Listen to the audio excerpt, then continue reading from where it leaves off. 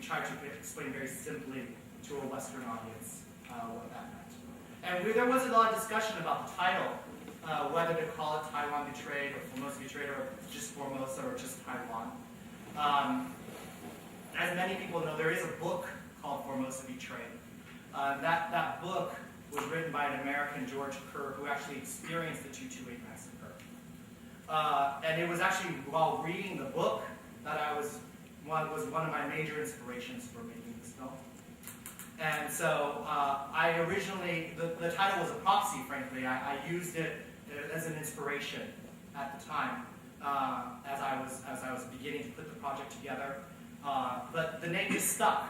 You know, a lot of people liked the title, and frankly, as I said, even though the book is fairly well known in Taiwan, it's not at all known in the United States or the rest of the world. So for most people, and there seems to be some cross-current now because actually, because of the film, a lot of people are starting to read the book, which we're very happy to hear. Yes?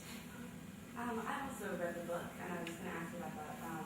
But I was interested, did you ever think about going back to recreate the actual 228 incident, or like talk about the 40s, or why choose the 80s and then look backwards from there? We felt that, we feel this was a seminal moment in U.S.-Taiwan relations. In the 80s, the United States had just transferred recognition from Taipei to Beijing. Previous to 1979, the United States recognized Taiwan as China, and in 1979, it switched recognition to the People's Republic of China in Beijing. So the early 80s was a particularly critical time in U.S.-Taiwan relations. It was also a time when these student spies were very, very prevalent, including here at Harvard. It was pretty well known. There's a rumor that a very famous Taiwanese person was a student spy.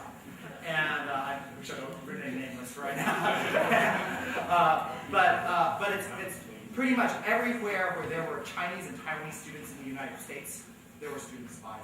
And so once again, that was my hook for making this film. Once again, there have been many, many documentaries on the 228 incident, the 228 massacre, and we actually devote a critical section of the movie towards 228, towards explaining 228. Yes.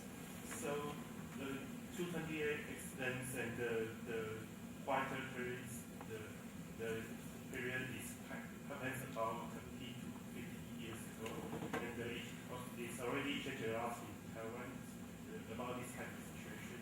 And so I'm wondering what's your expectation for the Taiwanese audience and both parties to do the improvements of the political system of Taiwan. So what's your expectation? Well, once again, I don't claim to be a political expert on what's going on specifically in Taiwan today. I'm pretty up to date, but I'm not going to claim to be a political scientist and divine the future and say, you know, I know what's going to happen. One of the things we say in the movie is that because of the events that inspired this film, Taiwan did become a democracy. It was because of the struggle of the Taiwanese people to be heard and to be recognized that Taiwan did eventually become what was known as the freest democracy in Asia until recently. So I think that's something we should cherish. You know, as a Taiwanese American, I cherish it. I cherish the fact that Taiwan was one of the few countries to make the double transition, that from an agrarian economy to industrial economy, and to go from a dictatorship to a democracy. Most people focus on the economic miracle of Taiwan, which is pretty amazing, as we all know. Taiwan's got one of the largest GDPs in the world. It's one of the largest foreign exchange holders in the world. It's one of our largest trading partners, and it's a small island of only 23 million. For a long time, Taiwan actually beat China in all those aspects, until actually only fairly recently. But we don't talk enough about Taiwan's democracy and what that means. how special that is and how easy it is to lose it. And I hope that the movie will shine a spotlight on that. And because democracy is one of those things we Americans take very much for granted because we've had it for so long. But in places like Taiwan, and it's mostly like the rest of the world, democracy is, just barely there, And so I hope that films like this, that shine a spotlight on this area, help to solidify it. Yes?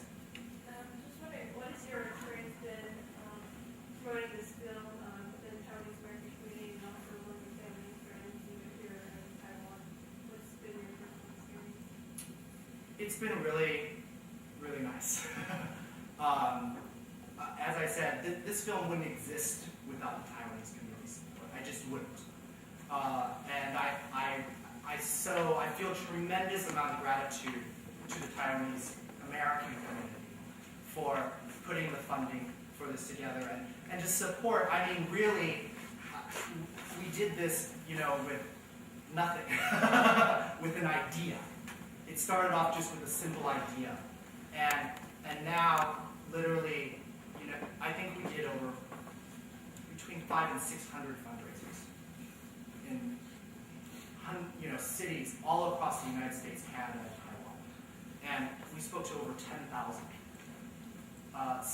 And we have hundreds and hundreds and hundreds of investors in this movie. Very rare in Hollywood. Yeah. Very rare.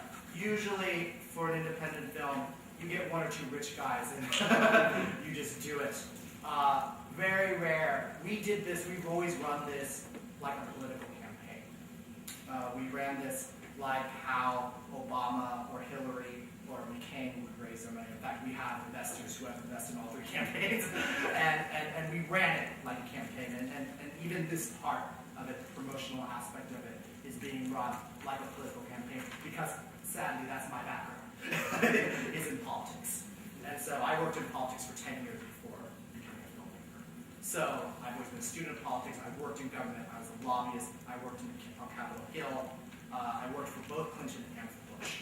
So I've been a student of politics for a long time, and I've run it like that. Some people run their films like a football, like a team sport. They use baseball or football or basketball analogies, or people use different things. For me, I always see everything through the lens of politics.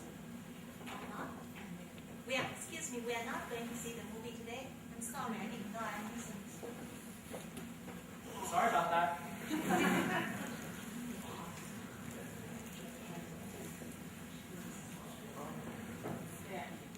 Yes. Sorry. Did your experience working in U.S. government impact your vision for the film? It did. It did. I felt really strongly about, once again, that was another reason to take it from an American perspective, because I dealt with the State Department. I dealt with all the international agencies that dealt with Taiwan and U.S. relations. And so, in fact, a number of the characters are inspired by people who I worked with in the State Department and elsewhere. So I'm pretty in tune with the U.S. government's position on Taiwan and how it has to do this dance, or at least it has to do this dance. Yes? How long did it take you to raise the money? The first chunk, a year and a half. And then we had successive raises to help complete the film. Roughly, that took another year. So about 2.5 years. But we produced the bulk of the film with the first chunk. Yes? Do you have plans for future projects after Formosa Betrayed? Yes, I do. I'm looking at 3 or 4 film projects right now, as well as a television show. We're being asked because of the unique way the film came together, and because financing in Hollywood is becoming more and more difficult, we're getting all sorts of offers to do movies that I never expected. So